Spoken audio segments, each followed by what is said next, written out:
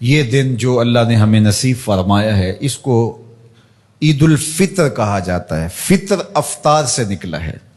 جس طرح ہم روزانہ روزے کو افطار کرتے ہیں وہ تو ہر روز کے روزے کا افطار ہے، اور یہ عید الفطر جو ہے یہ پورے مہینے کے روزے کے افطار کے مترادف ہے، اس لیے اس کو عید الفطر کہا جاتا ہے کہ جو پورا مہینہ ہم روزے رکھے، عبادات میں رہے، تو آج اللہ نے ہمیں افطار کا دن نصیب فرمایا۔ اور پورے مہینے میں اللہ جو ہمارے اوپر نعمتیں نازل فرماتا ہے، عید الفطر جو ہے وہ اللہ سے ان محنتوں کا ثمرہ لینے، عیدی لینے کا دن ہے۔ تو اس لیے اس دن کو لہو و لعب میں گزارنا نہیں چاہیے۔ یہ بازاروں کے لیے عید نہیں ہے، یہ عید آوارگی کے لیے نہیں ہے، یہ عید اس لیے نہیں ہے کہ جو ہم نے پابندیاں پورے مہینے میں جو رکھیں تو ان ساری پابندیوں کو اب توڑ دیں۔ وہ سیکھنے کا موقع تھا، اب اس پر عمل پیرا ہونے کا موقع ہے۔ ہمارے رب نے ہماری آزمائش کی، ہماری پرکھ کی کہ میرے بندے ایک مہینہ رکنے کے بعد اب کیا ان کا مزاج پیدا ہوا ہے کہ وہ واقعہ ہی میرے احکام پہ عمل پیرا ہو جائیں۔ میں نے کہا کھانا نہیں ہے تو مرغن غذا موجود تھی، پاکیزہ طاہر غذا موجود تھی، انہوں نے نہیں کھایا۔ میں نے کہا پینا نہیں ہے، انہوں نے ٹھنڈا میٹھا مشروب دستیاب ہونے کے باوجود چاہے آب زمزم بھی ہو تو انہوں نے ایک گھونٹ نہیں لیا، میرے حکم کی تعمیل کی۔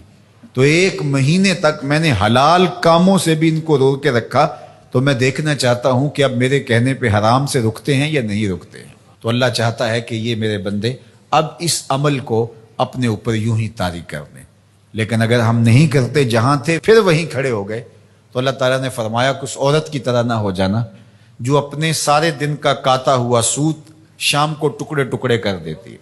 وہ ایک خاتون تھی، وہ سارا دن سوت کاٹتی رہتی اور شام کو اپنے ہاتھ سے کاتا ہوا سوت ٹکڑے ٹکڑے کر کے ریزہ ریزہ کر دیتی اور اپنی ساری دن کی کمائی یوں برباد کر دیتی۔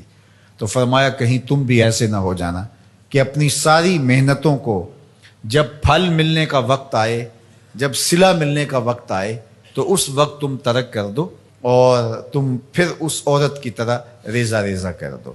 تو رمضان ہمیں سکھاتا ہے کہ ہم بقیہ زندگی بھی ایسے گزار سکتے ہیں۔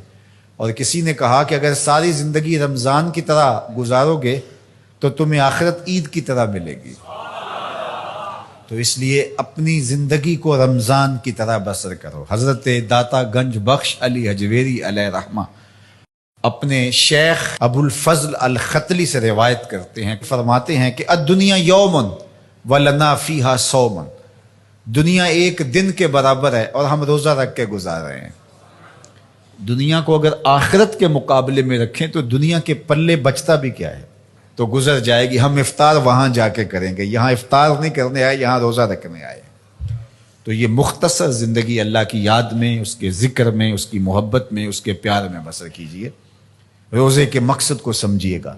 یہ نہیں ہے کہ رمضان المبارک گزر گیا تو اب ہم اپنی پرانی روٹین پہ آ جائیں گے، نہیں، بلکہ ہماری اب روٹین بہتر ہو جانی چاہیے، اور ہم نے ایک مہینہ مشق کر لی تو ہمارے لیے اب عمل کرنا آسان ہوگا۔ ہم نے ایک مہینہ تجربہ کیا، ہم حلال سے بھی رک سکتے ہیں اگر اللہ چاہے اور اللہ کی مرضی ہو تو ہم اللہ سے توفیق مانگے، مالک تیرے کرم سے ہم حلال سے بھی رک گئے تو توفیق دینا ہم حرام سے بھی رکیں۔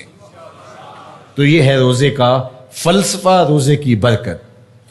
اب یہ یوم الفطر جو ہے یہ افطار کا دن ہے، یہ شکرانے کا دن ہے، یہ اللہ کی بڑائی بولنے کا دن ہے، اور غربا کو، مساکین کو، اپنے ہمسایوں کو، عزیزوں کو جو مالی طور پہ مستحکم نہیں ہیں، ان کو عید کی خوشیوں میں شامل کرنے کا دن ہے۔